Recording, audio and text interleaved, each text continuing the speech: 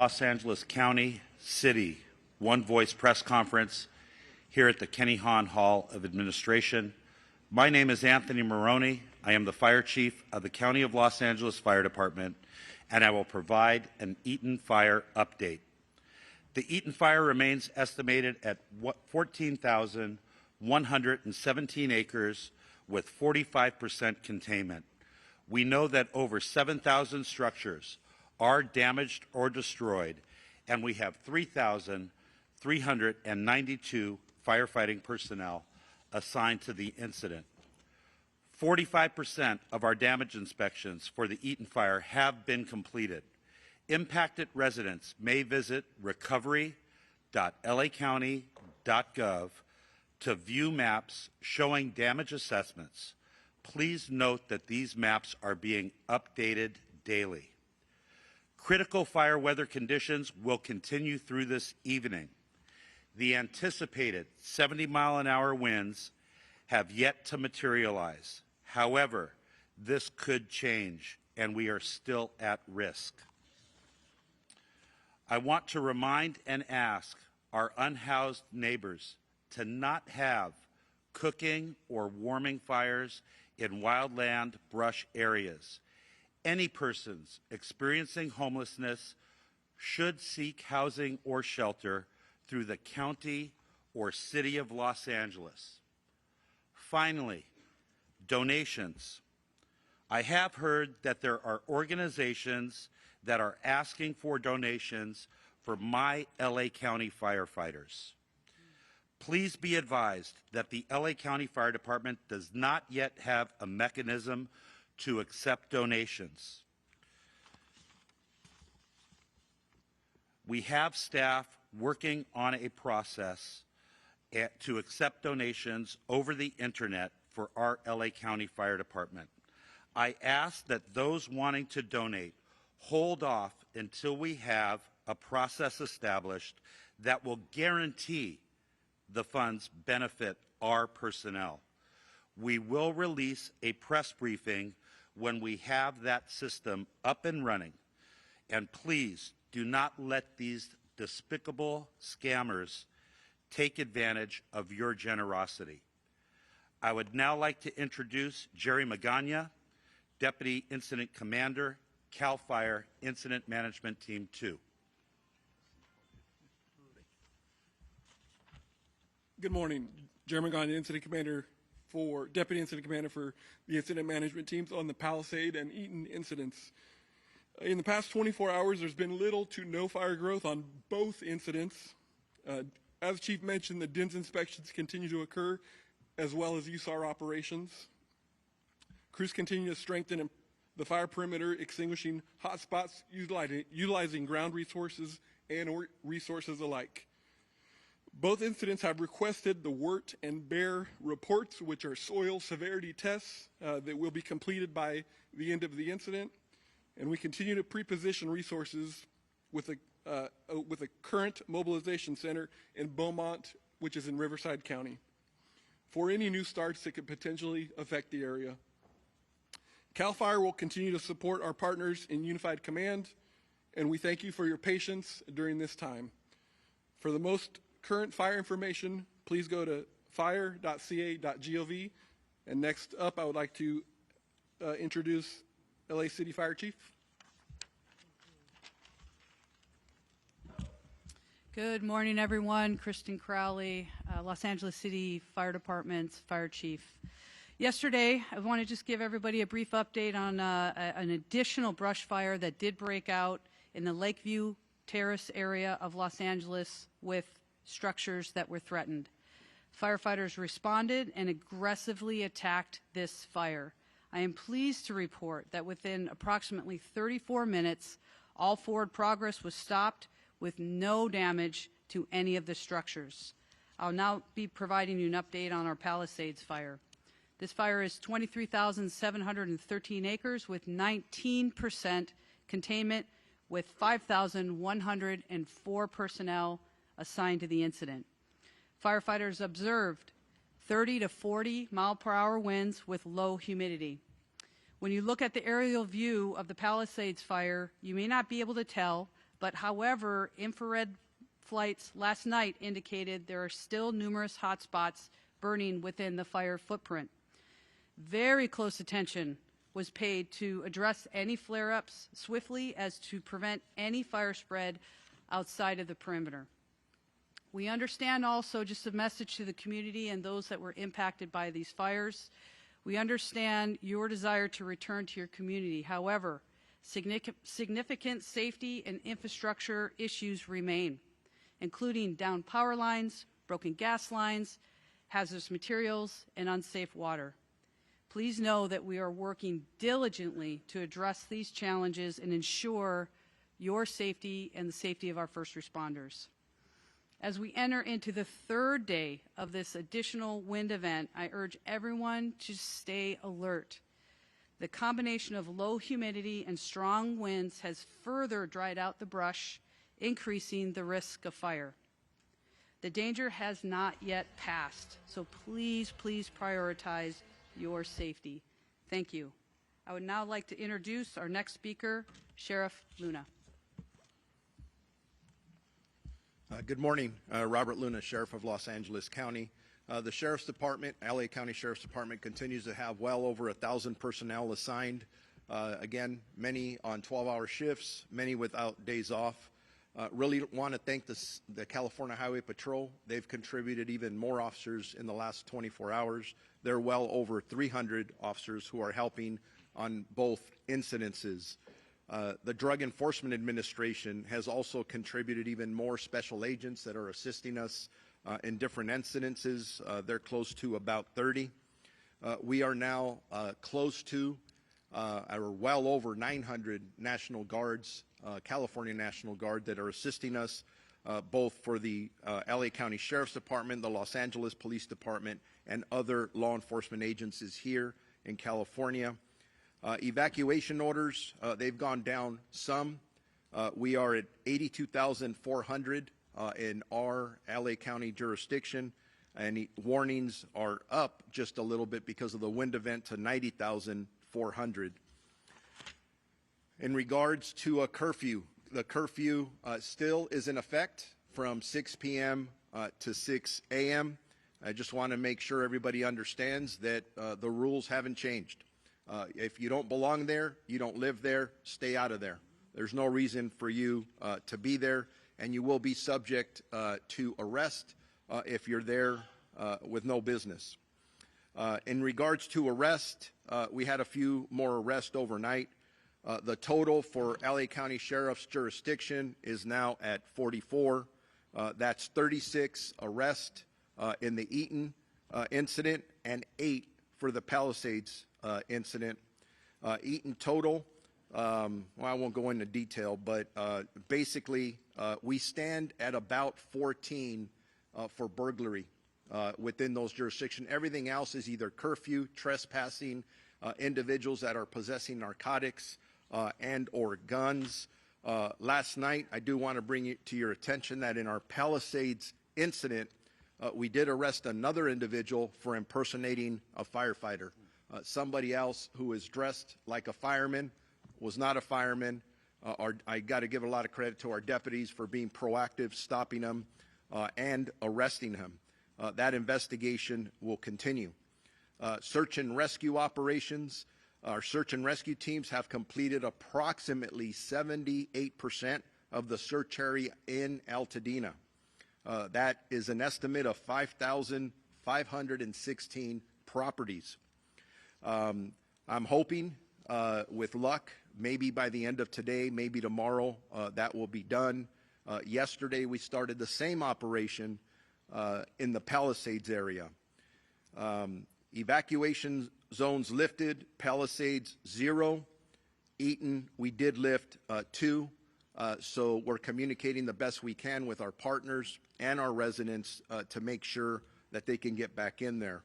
And please, as a reminder, our repopulation conversations do continue with every meeting. But please remember, just because there isn't a fire, the chiefs have made it very clear that we're still having some challenges with the wind, so we've got to keep a close eye on things. But in talking to our partners at Public Works and Utilities, There are things you can't see that are underground. There's a lot of hazards. So those are things that are going to have to be evaluated hour by hour, day by day, so that we can make sure that when we start allowing our community members back to their homes, that they are safe. Safety is always absolutely number one. In regards to deaths in the Los Angeles County Sheriff's jurisdiction, we still stand at 21. If you've been following the numbers I've been giving out, they've stayed static for 2 days now, even though the searches continue, at least in the Altadena area. So 21 deaths, bad news. No more deaths so far. That's good news. So I'm praying that that stays together. And then missing persons, that did increase a bit. But I want to know that originally we had 31 missing person reports that were taken. Thank God 5 of them were found safe. But we still have 26 active missing persons that are reported. 20 in the Eaton area and 6 in the Palisades area. And then as I conclude, if you want any more specific information regarding evacuation orders or warnings, if they're coming or going, road closures, or any other information that you think is important to you and your family, please go to lacounty.gov/emergency. I'd like now to introduce Jim McDonald, the Chief of the Los Angeles Police Department. Thank you, Sheriff. Good morning. Over the last week, you've heard me say that the LAPD remains committed to protecting lives, safeguarding property, and maintaining order in the areas affected by the fire, and that remains the case today. The LAPD remains on tactical alert, and we've dedicated whatever resources are necessary to provide for your safety. LAPD officers are actively patrolling the areas around the clock and protecting your properties like they are our own. Our efforts include enhanced visibility in evacuation zones and neighborhoods where houses and businesses are vacant, deploying marked and unmarked vehicles as well as foot patrols to ensure a strong presence and a swift response to any issues that arise. Our deployment, we understand the frustration and concern many of you are feeling regarding the fire evacuation and the restrictions on returning to your homes. Please know that our officers and National Guard personnel are following the directions of the Unified Command, which is working tirelessly to ensure the safety of everyone involved. We're committed to continuing our discussions with the Unified Command to assess when it will be safe for residents to return. Your safety remains our top priority, and we'll provide updates as soon as it is safe to do so. Thank you for your patience and understanding during these very difficult times.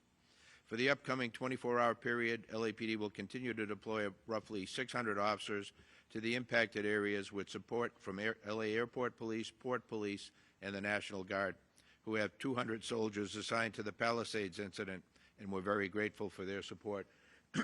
Excuse me. We're also introducing a team of volunteers from an NGO known as Team Rubicon to assist the public at various checkpoints. These humanitarian aid workers will be available at checkpoints to direct residents to resources and answer questions. They'll be wearing gray shirts and are available to inform and support our community, and again, we're thankful to them. On the missing persons front, we continue to dedicate resources to all reports of missing persons. As of this morning, we have 38 people who've been reported missing. 27 of those have been found safe. Of the 11 remaining, 2 most likely have been found deceased, but yet to be positively identified. In total, we have 3 fatalities that are fire-related. 1 person died at the hospital but had not been reported missing. We still have 8 missing persons remaining. Arrests, we have no new fire area-related arrests, and we remain at 14. But we'd like to update all of you on 2 notable arrests that were made on January 14th, just outside the fire zone. At approximately 5:15 p.m., officers responded to a radio call near the intersection of Glen Oaks and Van Nuys Boulevard, where a citizen had detained a possible arson suspect.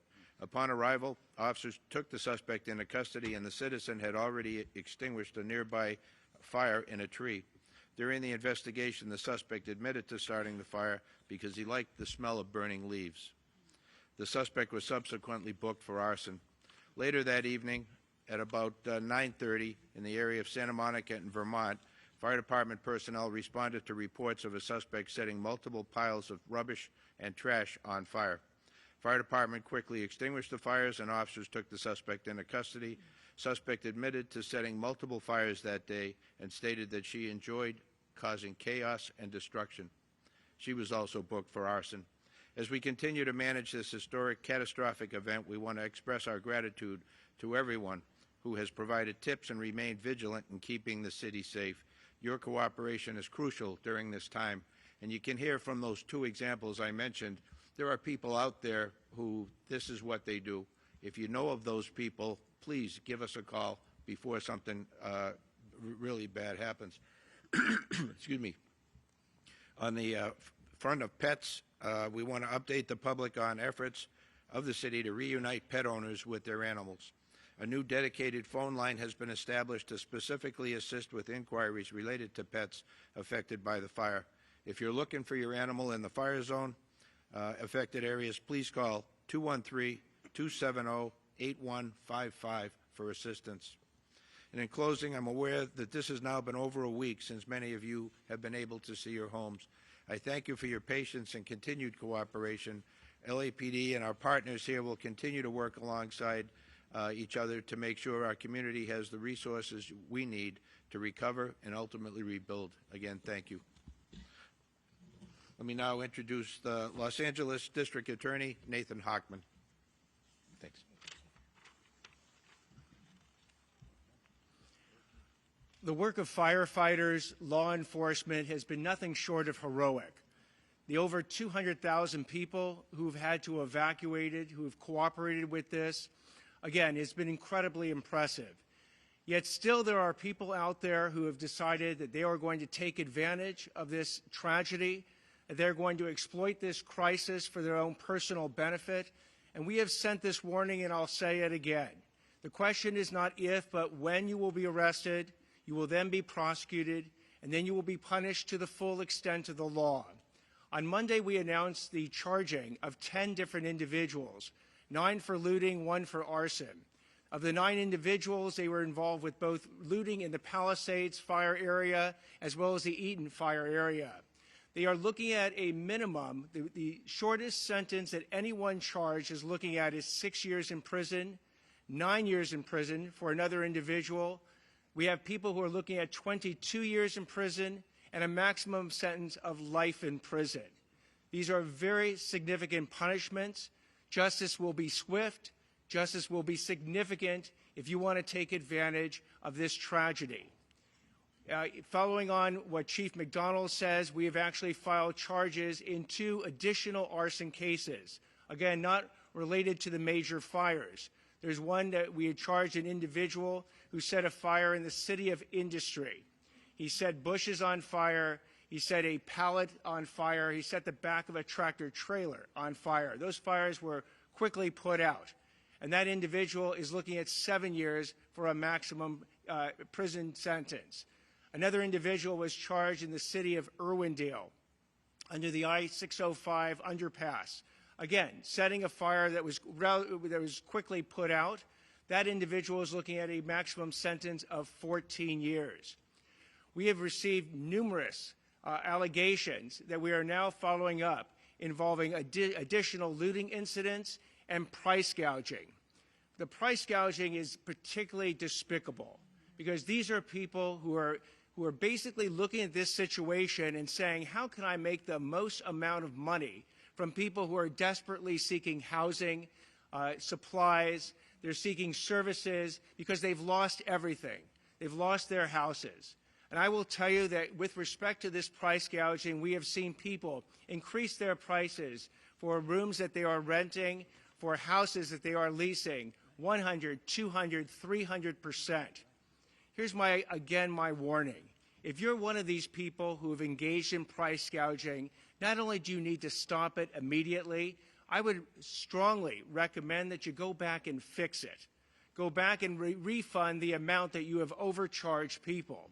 We will certainly take that into consideration in deciding whether or not to charge you. So it's your choice. If you want to actually abide by the law, you could benefit from it right this second. But if we go ahead and find out that you've engaged in price gouging and you've taken no steps to remedy the violation that you have basically enacted, we will go ahead and prosecute you to the full extent of the law. So not only are you going to be looking at criminal penalties, you will be looking at civil penalties, and as importantly, your name will get out there. Your company's name will get out there. You will be publicly shamed. I want to make that crystal clear. So stop it right now. And as the recovery starts up, we again are seeing the financial scams.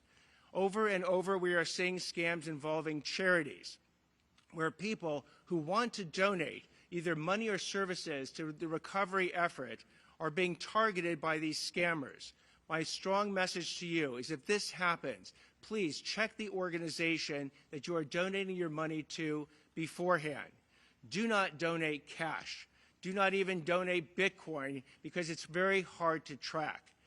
Only deal with reputable organizations that you can then check out who will get that money to the appropriate people in need.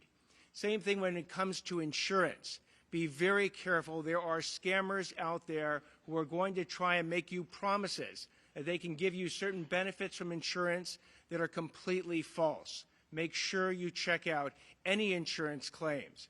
And government benefits are starting up now. Both the federal government and the state governments are going to be offering people in need significant dollars to get back and recover in their lives.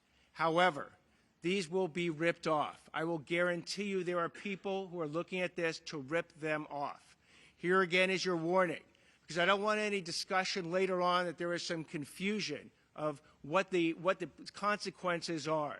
They will be swift and they will be significant. So again, I wish everyone great safety. Please support the firefighters. Please support law enforcement. Stay out of the evacuation zones. They are designed for your safety and to facilitate these putting out of fires and keeping people's houses safe. If you want to go ahead and violate an evacuation area, violate a curfew, you will be held accountable, you will be arrested, and my office will prosecute you. I'd like to now introduce Los Angeles County Public Health Chief Deputy Director, Dr. Anish Mahajan. Good morning. My name is Dr. Nicole Quick. I am the Chief Medical Advisor for the Los Angeles County Department of Public Health. As we continue to deal with the aftermath of fires and residents begin to return to their homes with proper approval from the regulatory agencies, it is important to remain vigilant about air quality. Fire and wind conditions can increase the amount of particulate matter, dust, and ash. Currently, the South Coast Air Quality Management District has extended a windblown dust and ash advisory through this evening. The high winds may displace ash from the Palisades and Eaton fire impact zones. Windblown ash particles may be too large to be picked up by our regular instruments and will not influence the AQI measures that we've pointed folks to look at for air quality. So it's important to look for ash in air and on equipment and on your surroundings to take precautions. To effectively reduce exposure to harmful particles, it is critical to wear appropriate respiratory precautions. This includes N95 and P100 masks. In addition to obtaining the masks, important to wear those correctly. This means over the nose and mouth without gaps and well fitted to your face. For N95 to provide the proper protection, they also must be changed out with regularity and if they become wet or soiled. It is very important to note that cloth masks, dust masks, and bandanas are not adequate protection. While they may provide minimal protection, it is not adequate to keep out those particulate and ash that we are concerned about. Individuals with respiratory conditions, children, and those with pre-existing medical conditions are urged to talk to their healthcare provider before utilizing these respirators. Taking these steps is critical for vulnerable populations, including older adults, children, and those with pre-existing conditions. N95 masks are available for free at LA County libraries and at the local assistance disaster resource centers. Quick note also for those who are struggling with finding their prescriptions, Public Health has begun offering medication assistance at all of the local assistance centers. We have teams there that can work with families and individuals to help them secure medications. Individuals can also connect with their regular providers, their pharmacies, and their health plans for further assistance in obtaining their medications. I want to make a note for those who are receiving medications for opiate use disorder. If you are having difficulty obtaining those, please call 213-288-9090, and we are available from 8 a.m. to midnight to support those needs.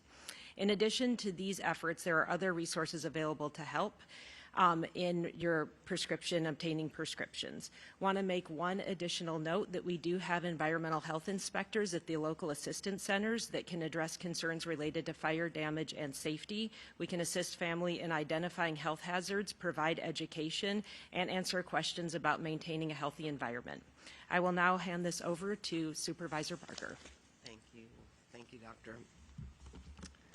I want to start by emphasizing, especially with the wind we'll have today, that it is important for residents to take health guidance seriously when you're near impacted areas and debris. The health concerns are serious. I've heard many questions about how to be safe when you're around an impacted area. Today, large signs are going up all over Altadena that outline precautions you should take when you're near impacted areas and when you're sorting through debris. The signs will be helpful for residents near burn areas who didn't evacuate but are still affected by debris and will be in preparation for when evacuated residents will be allowed back into the community.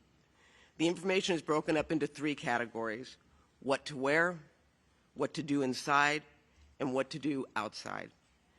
There's a slide rotating on the screen that shares the important information that will be on those signs.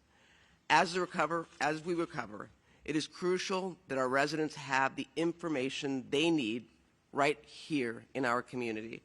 Yesterday, I had the honor of going to the Disaster Recovery Center at the Pasadena City College Community Education Center on Foothill, and that is exactly what I saw. I went on the opening day of operation, and I was so proud of our county family. I was so proud of the state and the federal who've all stepped up. But more importantly, I was so proud of the residents that showed up. It gave me hope that we are on the road to rebuilding. People weren't saying if I rebuild, it's when I rebuild. Impacted residents who cannot afford for government to build up services slowly, I make you this promise. Our board is united. We are all in. We are going to make it as easy as possible for you to rebuild.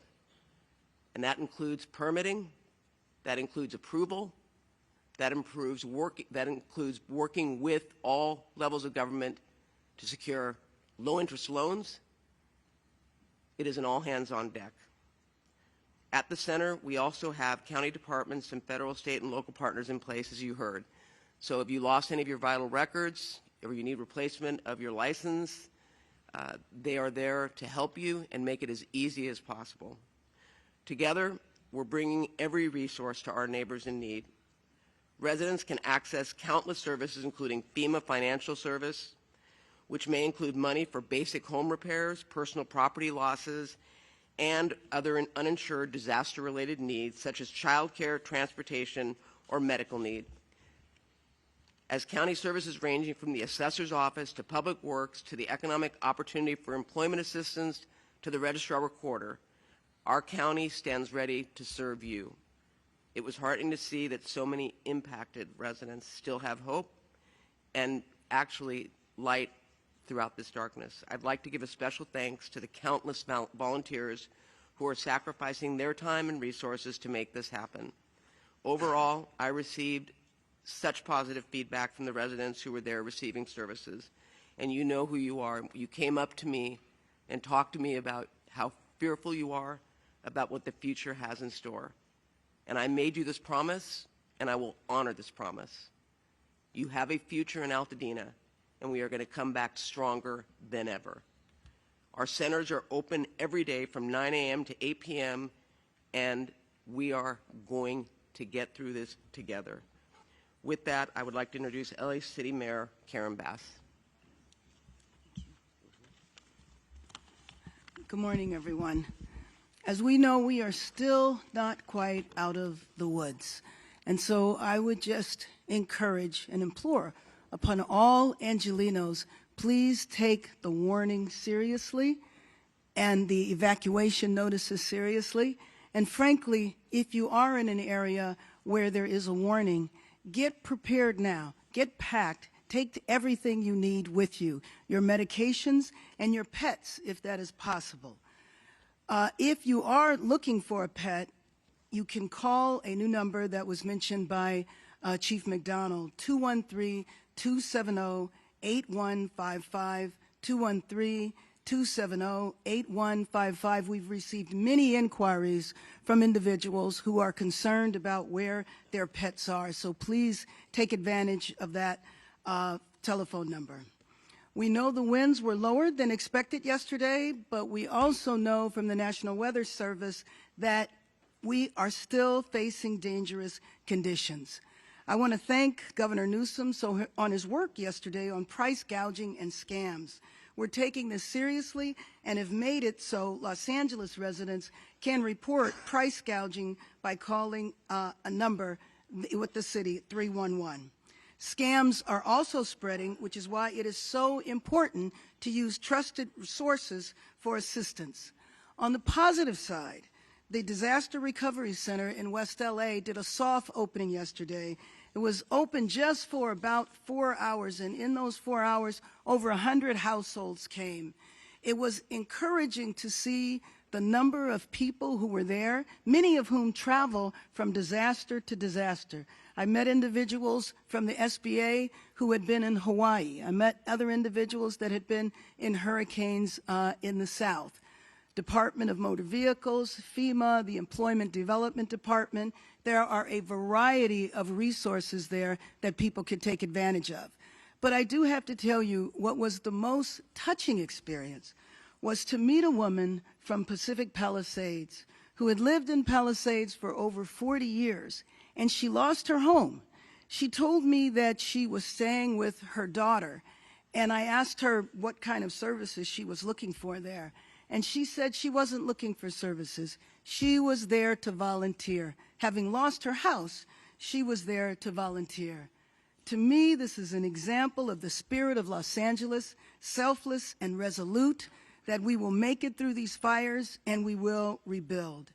When I think of individuals who have lost their homes, it's not just a matter of losing a house. You've lost memories, family, all of the experiences that took place there are gone, and gone unexpectedly, gone rapidly. So at the same time as we prepare to make it through the rest of this emergency, we also have to start putting in place what we need to do to rebuild. And so I mentioned a couple of days ago, I did an executive order to expedite the rebuilding so those individuals will not have to go through the long waits that are usual. But yesterday, this Los Angeles City Council met and passed a number of motions that will assist in that effort.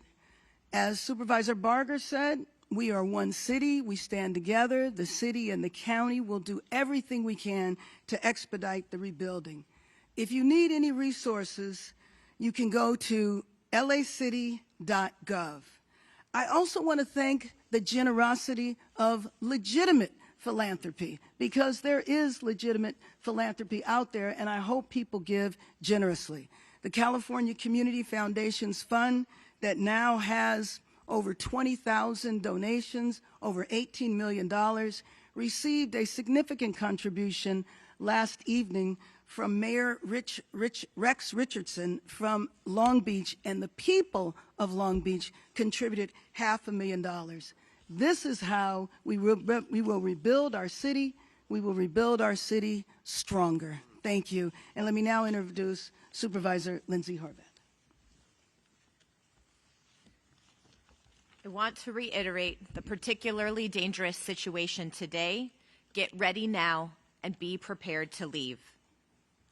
For our county service and school updates, yesterday our board started the process of a county relief program for victims of all fires. There's more information to follow, and we will continue to act swiftly to support our residents. The County 211 wait times are now under 5 minutes. Please use 211 to access county resources and information. Several more LAUSD schools are open today. Palisades Charter Elementary students should attend Brentwood Science Magnet Elementary. Marquez Charter Elementary students should attend Nora Sterry Elementary. You can call the Department of Animal Care and Control at 562-940-6898 to help with pet reunification.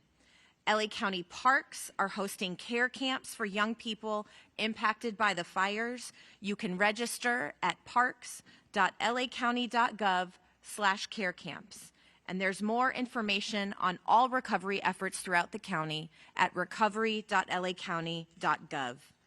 Because of the particularly dangerous situation, there may be additional power outages. Please take this opportunity to charge your phones and batteries and to make sure that you are prepared in the event of a power outage. The declaration of emergency countywide has gone into effect and includes illegal price gouging, including on rent and housing options. We cannot raise the price of rent, goods, or services more than 10%. There are both criminal and financial penalties. These are enforced by our district attorney, as you heard, through the county's declaration of emergency. Our county council and our director of Consumer and Business Affairs have the authority to impose civil penalties. And I spoke with our Attorney General of the state this morning, who is vigorously investigating cases at his level. We are taking these instances seriously, and there will be consequences. Under our county emergency, we also know that this could include misdemeanor charges. The governor, as you have heard, has also issued a new executive order, and we thank him for his support and leadership. To report price gouging or other predatory practices, you can do so at oag.ca.gov/report, or you can call 800-593-8222. For more emergency updates, you can still see those at emergency.lacounty.gov. And I want to echo the thanks to our first responders, to our volunteers. I also want to especially acknowledge LASA, those who are working in the county's newly established ECRC, and our homeless initiative efforts supporting those who are unhoused in fire danger areas. Our ICP has deployed more than 15,000 people throughout Los Angeles County for all of these fires. We thank each and every person who is helping Angelenos in this critical time. Los Angeles and the state of California have stepped up. We have been supported by people throughout our nation, and together we will recover. Thank you. And now I'd like to introduce FEMA Region 9 Administrator Robert Fenton Jr. Thank you, and good morning. I just want to first give an update on our registrations for our individual assistance program. We're up to 53,000 registered, almost $12 million provided. And yesterday I had the opportunity to visit the UCLA Disaster Recovery Center with Mayor Bass to mark its opening. And as was discussed, a number of federal, state, local, nonprofit organizations there. Survivors impacted by the fire could go there to get many different services. I think there was over 70 different organizations there working to provide help to individuals affected by the disaster. So I would urge individuals to make sure you register with FEMA. If you're insured, go to your insurance first. It's better to register before going to the recovery center, but there are a lot of services there that everyone that's been impacted by the fire should take advantage of. The second thing I want to talk about is our transitional Transitional Shelter and Assistance Program, which we just activated last night. The governor has requested that FEMA activate its Transitional Shelter and Assistance Program for displaced survivors. I'm happy to announce as of today, this program is now open. The Transitional Shelter and Assistance allows for fire survivors to stay at participating hotels to help fill the housing gap until they can identify a short or longer term housing solution.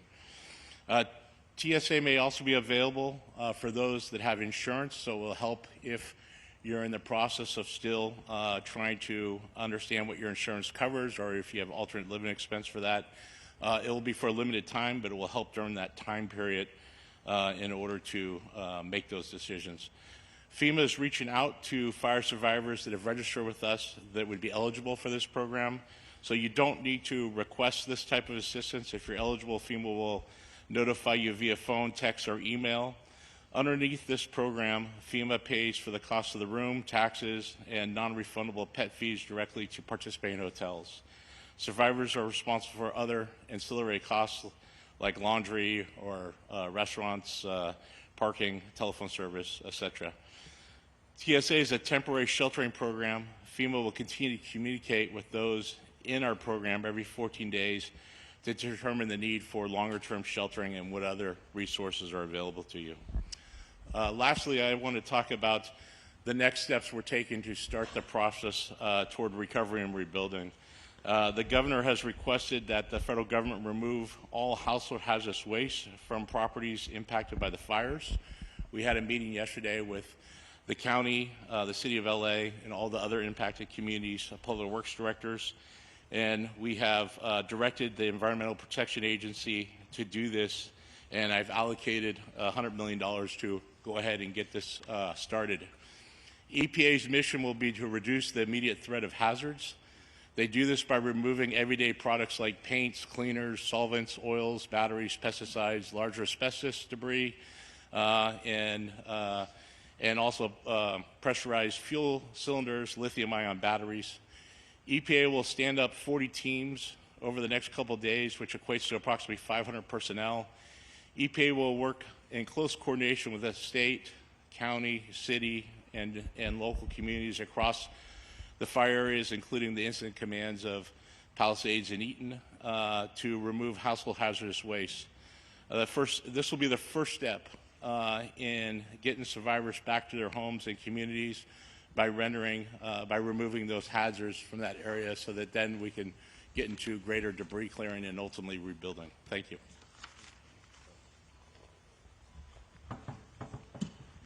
Helen Chavez Garcia, Communications Director for Chair Catherine Barger. We thank the Honorable Antonio Vasquez from the State Board of Equalization for being here today. We will now transition to the question and answer portion of our press conference. Please raise your hand. We will bring a speaker to you, and I will call upon you in order to ask your question. Would you like to say something? Masa Sadie, KCAL News. Masa Sadie, KCAL News. I have two questions. The first is for Mayor Bass. Mayor, 700 people are in shelters right now, more than 700. Thousands of people have lost their homes. I know you are trying to expedite the rebuilding process, but realistically, how long is it going to take for these folks to get a roof over their head? Can you give us a timeline? I wish that I could give you a timeline. I can't specifically, but what I can tell you is that the people that are in shelters, people are there for a lot of different reasons. I know some of them might be unhoused, but the rebuilding process, we have to set the guidelines and the policies in place, which is what we did, and we will be kicking that off. We have a lot more to do. As I mentioned, the City Council met yesterday. We need to put all of those policies together and begin right away. The first step, though, was yesterday, and that was the Disaster Assistance Center for people to get all of their paperwork together. Whether they go to the Assistance Center or not, that is the first step. And I know individuals are talking to their insurance companies, et cetera. And price gouging, you're talking a lot about price gouging and how it is illegal. Hold on. Bidding wars are not. Hold on. The FEMA director wants to respond to you as well. Go ahead. Yeah, I just want to add to that. We will be sending personnel from our teams to the shelters to see how many are eligible with our programs, and if we can move into a transition shelter and put in a more safer housing environment into a hotel. So we'll be doing that over the next day or two to help move people to a better situation than the congregate shelters are in right now. And on the price gouging that we're seeing happening with rentals, again, price gouging is illegal, but bidding wars are not if the tenants are driving that.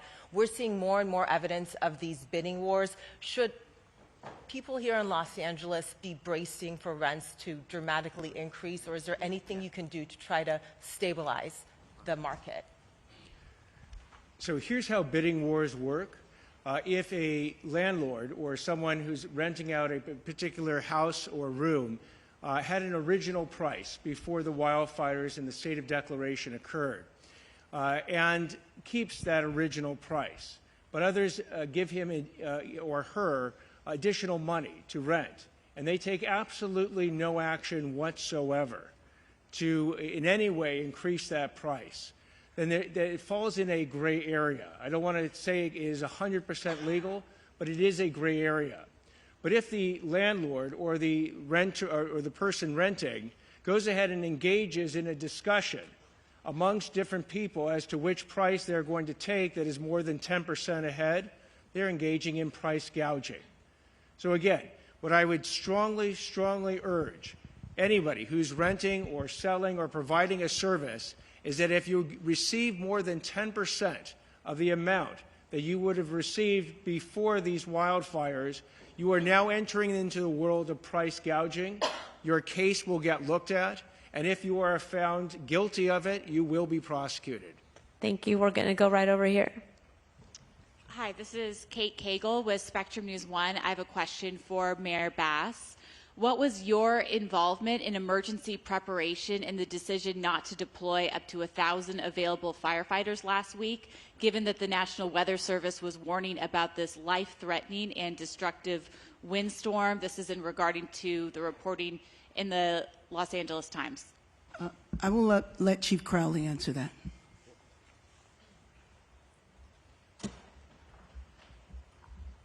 I want to be very, very clear in this answer. So, and also offer additional details after. So being very mindful of everybody's time, I want to make sure that you get the information that you need. In regard to the LAFD's position and pre-positioning of our resources, we followed the system in place. The system in place looks at the overall weather and risk. With that, we pre-deployed the resources in very, very calculated ways throughout the city, also not knowing where a fire might start and might not start. I think that's very, very important that everybody understands that. Also, knowing that there was a higher risk than normal in a very high fire, type of a scenario. 5 additional engines were pre-deployed on top of what we normally would do. But again, out of respect for everybody here, I'd like to offer very detailed information to share with everybody as to what and how we pre-deployed and what came into the decisions that we made on that day and then following the fire. I'll be available right after, okay? And we're going to have... Mayor Bass, because as mayor of the city, doesn't the buck stop with you as far as emergency preparedness and preparing for the wind event that was forecasted? The buck always stops with me, but I think you received your answer from the chief. Thank you. Last question over here, and then we will transition to one-on-ones to make sure you get your answers. Jonathan Vigliotti with CBS News. My question is, I have one for each of the fire chiefs. And I just want to start off saying the firefighters, the men and women on the front lines, they are heroes. I say that as a resident and a journalist that has witnessed it firsthand.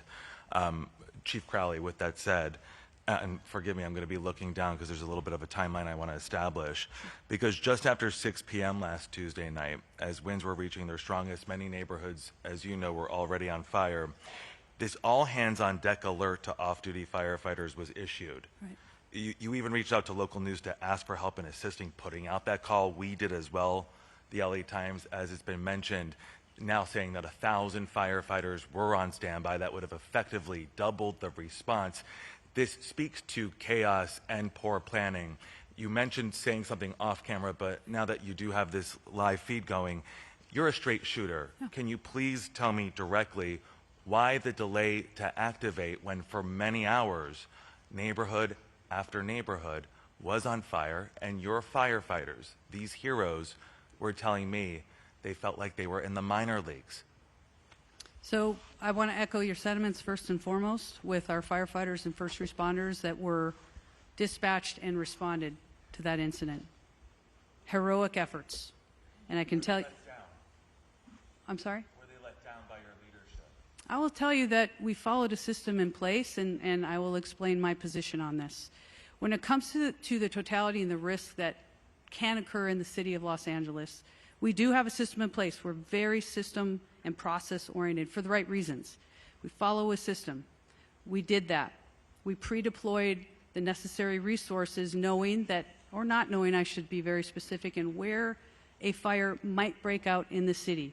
I think it's also very important that media knows, as well as the communities knows, that we are here to protect them, that we do have that capability to surge. You ask about a length of time. We pre-deploy the resources on top of what we normally would do. They went to work. We immediately then utilized all available on-duty, special duty people that aren't normally in the field. They surged. They went and staffed every other available resource at that time. They were pulled in. Another very, very important point that the community and you need to know is that we're talking about these 1,000 engines that we're saying that we're unstaffed. Facts. The facts of the matter is those engines, they're pumps, they go behind our trucks. I won't get too detailed in the operations. They're actually staffed with fire department personnel. The reality, and this is very important for everybody to understand, straight shooter right here, is that our firefighters on the truck were immediately pulled in, whether they were staffed with 4 people. I got to be very clear. We had the capability, and we did pull every resource in and around the area. Those firefighters on the truck jump on that additional pump, the truck or the engine that we're talking about, that we're saying we're unstaffed. We are very fortunate as a department to have a resource deployment that we have. I don't think there's any other department in the nation that has the resource deployment model that we have. That happened. Our firefighters jumped on the pumps, our additional 1,000 engines that you're talking about, and they went to work. So we have the system that's built. We followed the system. We surged where we could surge. And in fact, I'll be the first one to stand up and say, yeah, we need help. This was so incredible. We have never seen anything. And to say or to think that the LAFD leadership or whoever we want to point to doesn't care about the communities that we serve, that we don't do everything that we can with the capabilities and the limitations of what we have or don't have. I can tell you and stand before you, we did everything in our capability to surge where we could. We had the flexibility built into the system with... Had you responded sooner, had you activated those reserves sooner, could you have saved more neighborhoods and more lives? I would think fundamentally, as we surged exactly how we did, our firefighters pushed in, they did everything that they could, and it's a what if. Again, I want to also focus on... You wouldn't do anything. No, of course there's always lessons learned, I tell you. I am taking this to the highest of high thought processes of how the LAFD and our entire region could do better in the future. Let me be very, very clear. The other piece is what and how quickly we were able to surge, not only with the limited capacity within the fire department. Thank God for our agencies around us. That happened so quickly without delay with a phone call. We got the resources where we needed to do the greatest good at that time. Thank you. We're gonna go ahead and transition. I'm sorry, we're out of time. Let's go ahead and do our one-on-ones. Please move forward. We can connect you to the speaker that